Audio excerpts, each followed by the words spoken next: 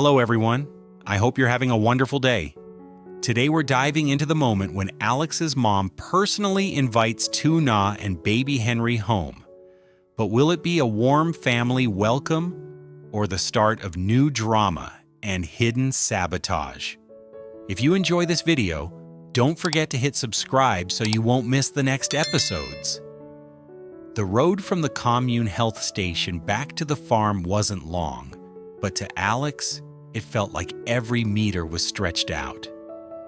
He drove slower than usual, hands steady on the steering wheel, eyes constantly flicking up to the rearview mirror, not to check traffic, but to look at the two people in the back seat. Tu Na sat with baby Henry curled tightly in her arms.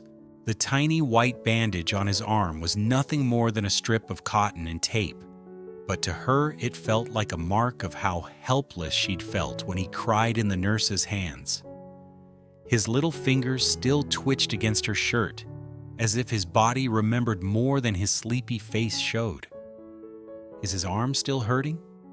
Alex asked quietly, afraid of breaking the fragile calm, but unable to stay silent. "A little," she murmured, eyes fixed on the bandage. Her thumb traced slow circles near it without touching. "He cried so hard. I really thought I was going to cry louder than him. The nurse probably thought I was the baby, not him." She gave a small, embarrassed laugh, then looked away. Alex smiled. "I saw," he said. "Your eyes were red before they even opened the alcohol swab." Henry stared at the syringe like he wanted to negotiate a better deal. "Being a mom is scary," she whispered. "You know these injections are good for him. But when he screams like that, it feels like someone is squeezing your heart." "Then next time," Alex said gently, "don't be scared alone. Let me be scared with you. It's easier when there are two people holding the same worry." The blue sign of the tram Y Exxon disappeared behind them, swallowed by the wide green of the rice fields. Kids chased each other along the dikes. Ducks waddled toward a pond. A couple of motorbikes buzzed past. Tu Na leaned her head lightly against the dusty window, watching it all slide by. And a thought rose up before she could push it away. If Alex hadn't taken us today, would I really have had the courage to bring Henry here by myself? The honest answer made her hold the baby a little tighter. Henry, exhausted from the crying and fussing, had finally surrendered to sleep. His lashes lay neatly on his cheeks, lips slightly parted, breaths small and steady. In the mirror, Alex watched his tiny chest rise and fall and felt something tighten in his own.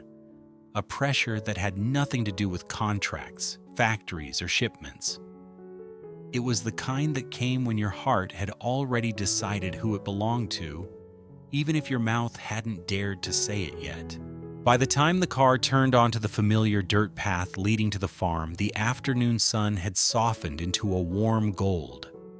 Shadows of trees stretched long across the yard, and the little house at the end of the path looked small, but strangely welcoming. Alex slowed even more, easing the car over each bump like he was hauling fragile glass instead of metal and flesh. He parked in the usual spot, turned off the engine, and immediately went to the back door. "I'll carry him," he said. He slid his arms under Henry with surprising ease, supporting the baby's head, avoiding the bandaged arm, tucking the small body close to his chest. Henry stirred for a second, then sank back into sleep, his hand clutching the fabric of Alex's shirt like it was the safest place in the world. "You must be tired too," Alex said, offering his free hand to help Tu Na step down. "Go slowly." "You've already done so much," she replied softly. "You drove us there, talked to the doctor, paid for everything. Don't you still have to check the factory, the machines, the goods, all of that?" "The factory can wait," Alex answered simply. Your son's health couldn't, and your peace of mind couldn't. Work will still be there in the evening. Today, this was more important. She lowered her eyes, hiding the way his words hit something deep inside. "Thank you," she whispered.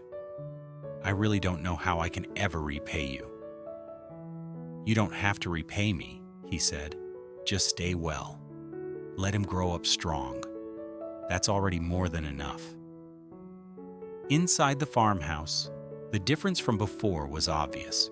The cracked old blanket had been replaced with a clean mat. A fan hummed softly above, pushing away the heaviness of the afternoon heat.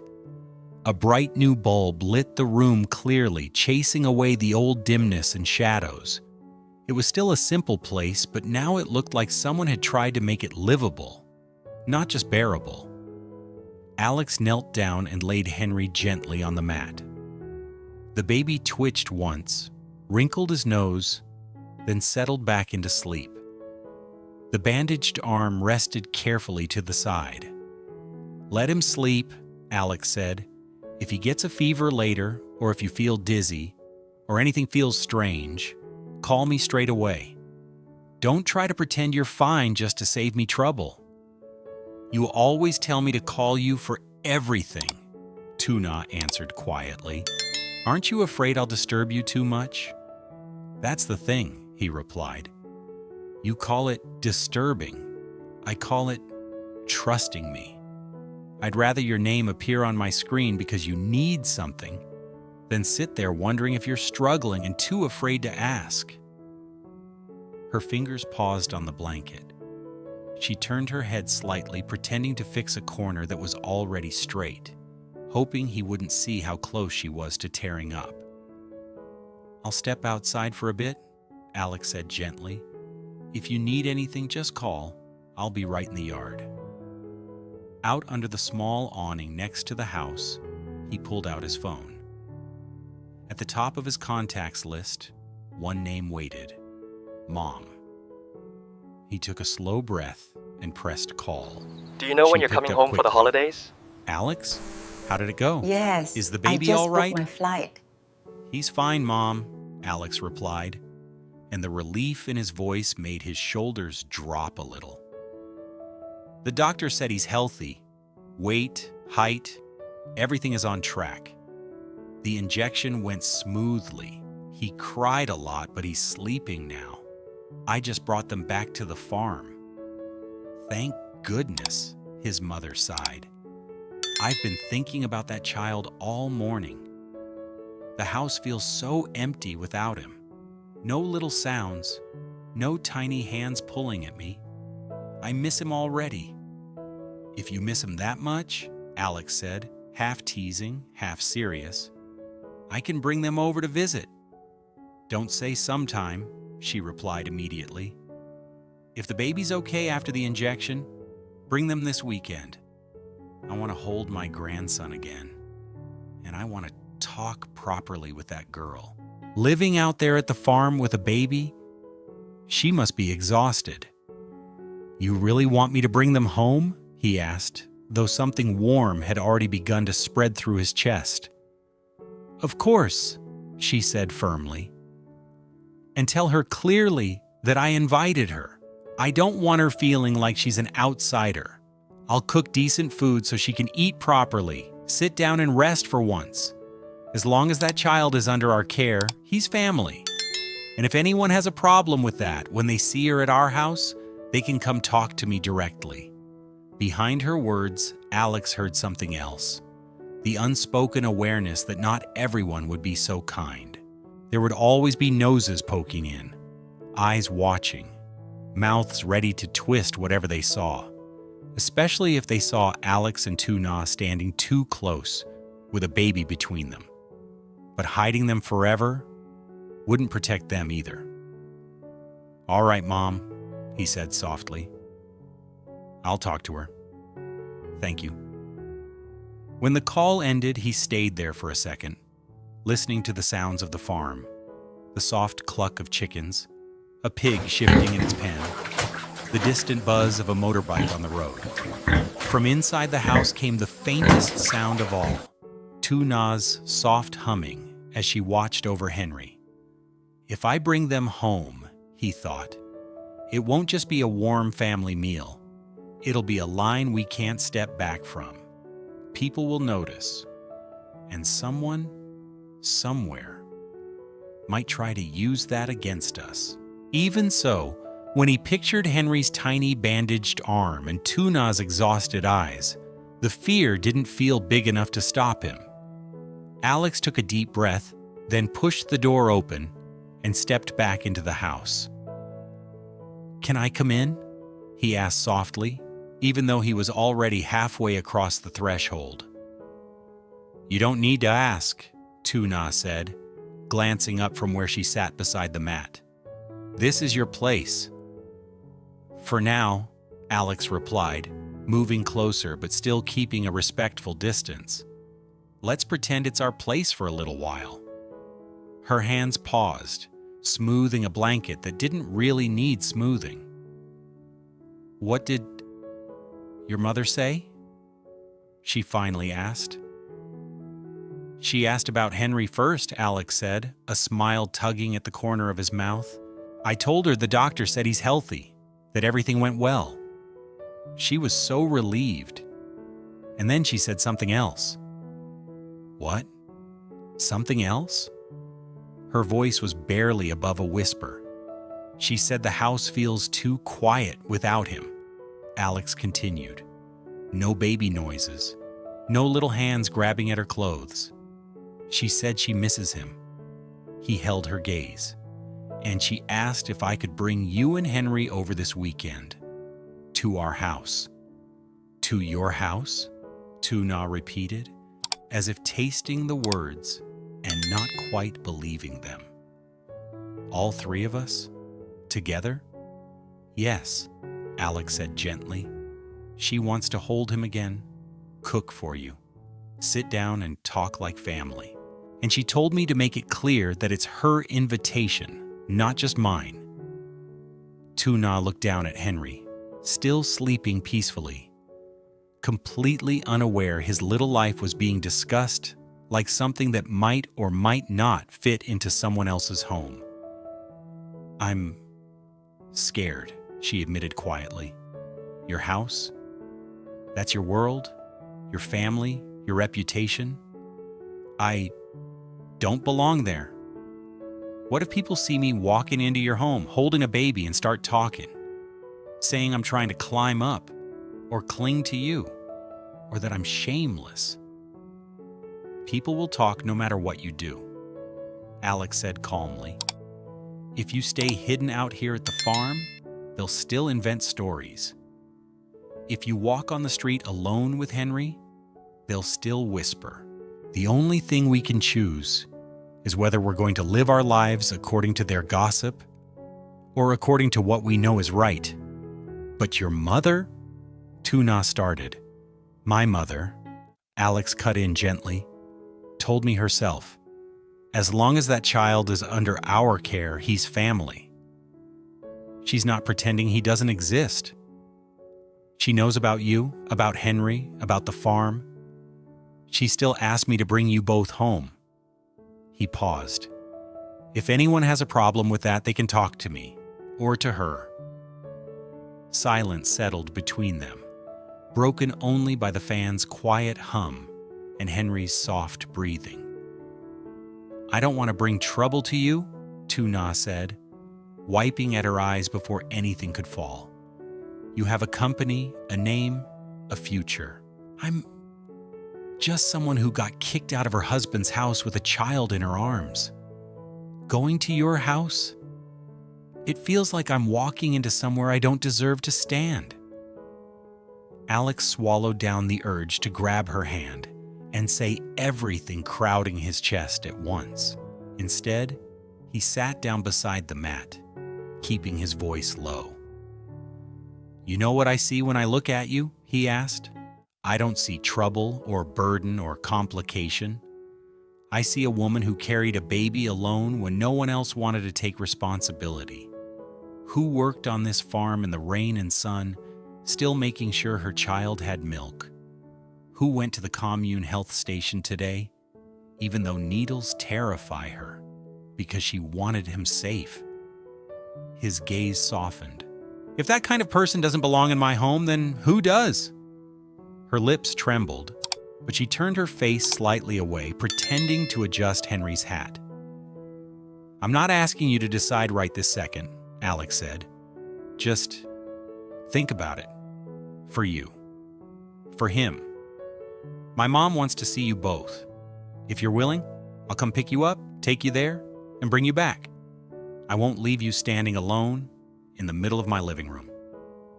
And if someone says something ugly, she asked quietly, if they see us and start whispering, or if they poke at my past, at Henry's father, Alex's eyes darkened for a moment.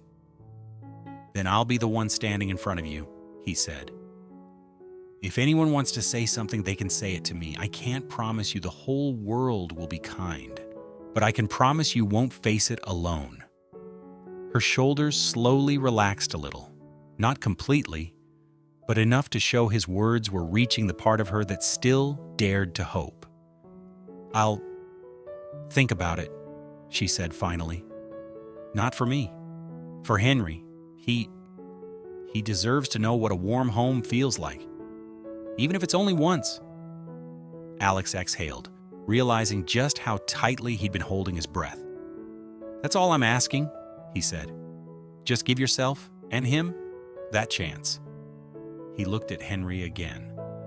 The baby's small fist had unfolded, resting open on the mat like he was ready to reach out for something new without even knowing it. Later that afternoon, when the sun had dipped lower and the air turned softer, Alex stood up to leave for the factory.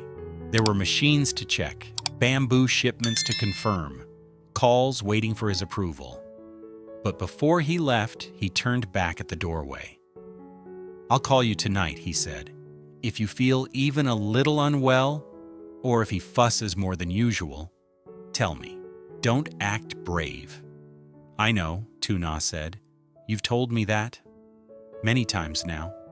Good, Alex smiled. Some things I don't mind repeating. He stepped outside, the weight of work sliding back onto his shoulders. But this time, there was something else alongside it too.